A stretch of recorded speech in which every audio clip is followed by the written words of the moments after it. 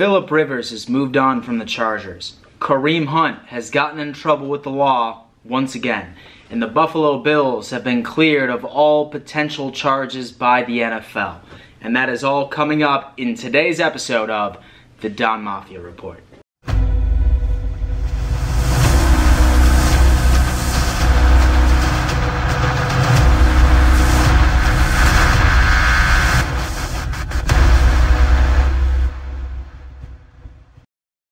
Yo, Don Mafia, welcome to another edition of the Don Mafia Report. In case you have no idea who I am, my name is Dan Mitchell. And in case you have no idea who you are the Don Mafia. And this just so happens to be the Don Mafia Report, the uncensored NFL news channel that gives you the NFL news that you so damn well deserve. And ladies and gentlemen, I have quite the show for you today. In fact, we're going to be covering stories like the NFL's favorite redneck is moving on from the Los Angeles Chargers.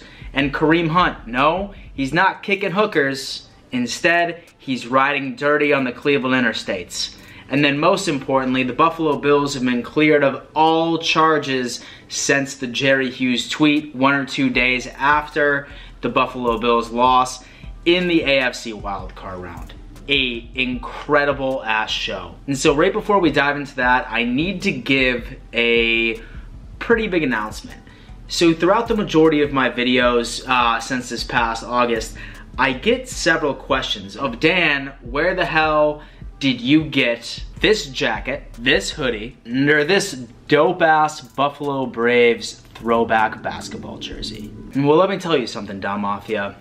And so I happen to get each and every single one of my sports related gear from Fanatics.com. It's not only Buffalo Bills gear, but it's the NFL in general, Major League Baseball, the NBA, the National Hockey League, and yes, even NASCAR. Fanatics is the El Dorado of each and every single sporting apparel conglomerate that you can think of. And so if you're a sports fan of regardless whatever league, I guarantee you the only place that is appropriate for you to get your sports apparel is Fanatics.com. In fact, you can actually find the link in my bio right now. And say that you even want to support my channel. The only thing you need to do is just click that link in my bio and buy whatever the hell you want. That just so happens to keep my channel running. So not only would you want to just buy some dope ass throwback jersey of the Buffalo Braves, or maybe you're a baseball fan and you want a Braves jersey in general, Fanatics is where it's at. And once you buy your apparel, you just so happen to be supporting the Don Mafia channel as well. So what's better than that, baby? But besides that, guys, let's dive into our first story. So the NFL's favorite redneck, Phillip Rivers, has just announced that he is moving away from the LA Chargers. Now, maybe that decision was a mutual thing.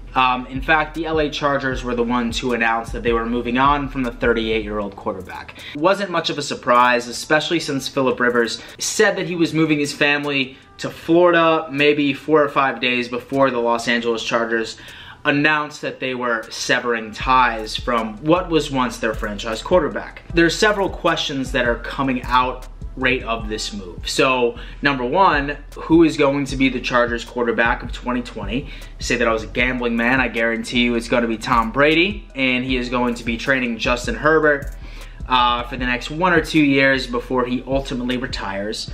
And then the second question is, where the hell will Phillip Rivers be playing in the 2020 season? Now, I did come across a very intriguing article that ended up listing 3 potential teams that Phillip Rivers could potentially be playing for in 2020. Number 1, the Tampa Bay Buccaneers. Now, let's say that the Tampa Bay Buccaneers are wanting to move away from Mr. Jameis 30 for 30 Winston this coming season. Now, it is very, very likely. And I'm pretty sure that Rivers ended up moving his wife and his 37 kids right outside of the Tampa Bay area. So he is basically begging the Buccaneers to give him a fat-ass 2-year contract to sort of finish out his career at the end of the day. So say that I was a gambling man, I'm gonna guess that Phillip Rivers is going to end up on the Buccaneers. But the other two potential teams are the Miami Dolphins, which in my opinion, why would you move away from Fitzmagic? Without Fitzmagic, we probably wouldn't have Patrick Mahomes sitting in the Super Bowl right now. Fitzmagic shocked the world, beat Tom Brady in the last game of the season, and he is just gracing Miami with his presence. So why the hell would Phillip Rivers go to Miami? I have no idea. And then number two, the Indianapolis Colts. Now, we all understand that Jacoby Brissett did not have an incredible year with the Colts this year. But when you look at Phillip Rivers' behavior, especially when it comes to his family, when Phillip Rivers realized that the Chargers were moving from San Diego to LA, he refused to move his family to LA. So Jaboy would drive from San Diego to LA for everything. I'm talking walkthroughs, I'm talking practices, I'm talking games. He would drive to LA, a solid 2 to 3 hour drive. Now, and I'm not seeing Phillip Rivers drive from Tampa Bay to Indy just for a Tuesday practice. So with that being said, I'm gonna have to come to the final conclusion that Phillip Rivers will be a Tampa Bay Buccaneer next year. Next story, ladies and gentlemen, Kareem Hunt, a very, very talented running back in the NFL, has once again gotten in trouble with the law. No, he's not kicking hookers this time. Instead, he's riding dirty on the Cleveland interstates. Mr. Hunt was pulled over in Cleveland a couple of days ago, and so his car just so happened to possess an open container of vodka and about a ½ ounce of marijuana. Now, the cop was absolutely super cool, and he decided to only give him a speeding ticket, and he did not charge him for the pot or the booze. But the thing that made it most interesting was how exactly did he react to this interaction with the police officer. Some video recording of what Mr. Hunt went through, and so let's just watch the clip. Okay? But you seem like there's something else going on. No, I don't. I'm just like, I'm really just trying to get there because I'm about to be late. So let me go do that real quick. As long as I'm fine, I'll get you out of here, okay? This is not the way to do it, dude. You know what happened to me? Should be playing for a freaking Super Bowl, man. No, dude. Bro, it hurts. I was just thinking about that.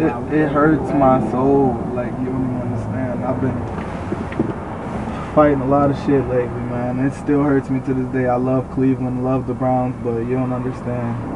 I'm just the worst person in the world sometimes, like, I guess. And so realistically, ladies and gentlemen, that police officer was super fucking cool because he did not charge him for the pot, he didn't charge him for the open container, and he just gave him a speeding ticket.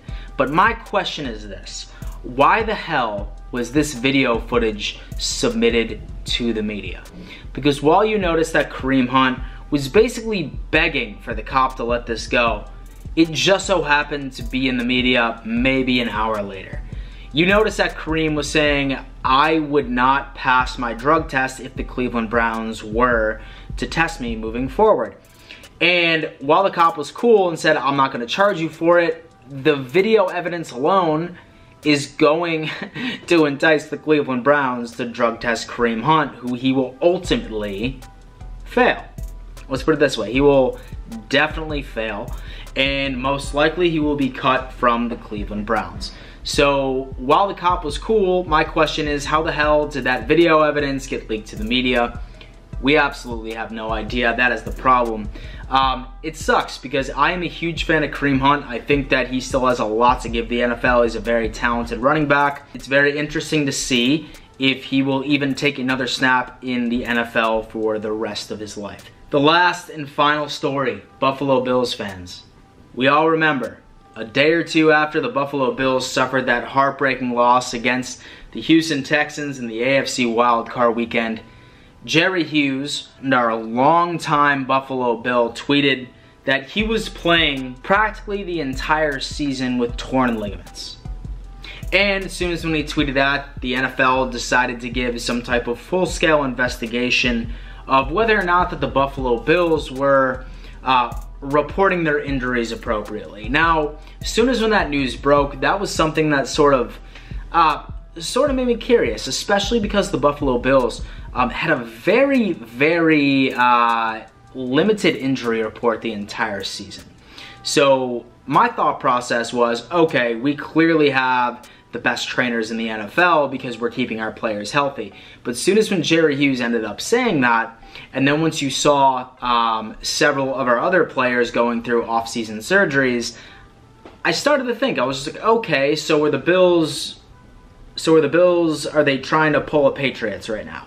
And so the NFL came back and reported that we did not violate a single rule when it came to reporting injuries, which made me a very, very proud fan. So not only would I say that our training staff is among the best in the NFL, but that fact alone is going to resonate throughout the NFL for free agents that are looking for a new home. Why not come to Buffalo?